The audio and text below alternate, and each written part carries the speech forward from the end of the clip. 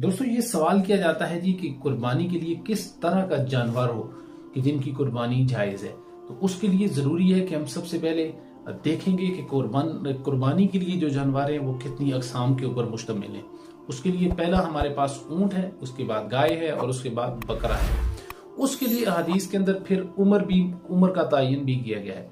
यानी उसके लिए कहा गया है कि अगर वो ऊँट है तो उसकी उम्र 5 साल हो, और अगर वो गाय है या गाय के अनवा व अक़साम, यानी उसके अंदर बैल, उसके अंदर भैंस, उसके अंदर बाकी जो कटा, ये सारी अनवा व अक़साम उसके अंदर शामिल है, उनकी उम्र 2 साल हो और इसी तरह से इससे जायद 2 साल या 2 साल से जायद। और अगर बकरा है या दुम्बा है या इनकी दुम्बे की फिर आगे अनवा व अक़साम है तो वो कम अज़ कम 1 साल के हों और 1 साल से जायद के हों तो उनकी कुर्बानी जायज़ है। अच्छा, इसमें यह भी है बाज़ औक़ात बाज़ जानवर दांत नहीं निकालते, इन जिसको हम दांत के लिए 2 दांत कहते हैं या दोंदा कहते हैं।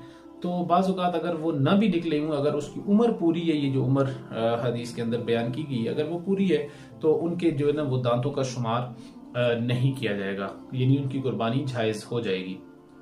तो एक चीज़ इसके अंदर और शामिल हम कर लेते हैं, और वो ये है कि जब हमने ये कहा कि जानवर वो जानवर जो पालतू हो और जो चौपाया हो, यानी कि जो जानवर है वो जानवर हो, तो इस ज़िमन के अंदर जितने भी पालतू जानवर नहीं है वो उनकी कुर्बानी जायज़ नहीं होगी। यानी इसमें अगरचे वो हलाल है, उनका गोश्त भी हलाल है, लेकिन वो पालतू नहीं है तो उनकी कुर्बानी जायज़ नहीं है। जैसे हिरन है, कुर्बानी उसका गोश्त जायज़ है लेकिन कुर्बानी जायज़ नहीं है। यॉक एक जानवर है, उसका गोश्त खाना जायज़ है, हलाल है, लेकिन उसकी कुर्बानी जायज़ नहीं है। मारखोर पाकिस्तान का कौमी जो है ना वो जानवर है, लेकिन चूंकि जंगली है, पालतू नहीं है, लिहाजा उसकी कुर्बानी जायज़ नहीं है। और दूसरी, जब हमने ये कहा कि वो अनाम में से हो, यानी चौपाए से मुराद ये कि वो जानवर हों, परिंदों की कुर्बानी जायज़ नहीं है। इसका मतलब ये हुआ कि मुर्गी की कुर्बानी और चिड़िया की और दीगर जितने भी परिंदे हैं उनकी कुर्बानी जायज़ नहीं है।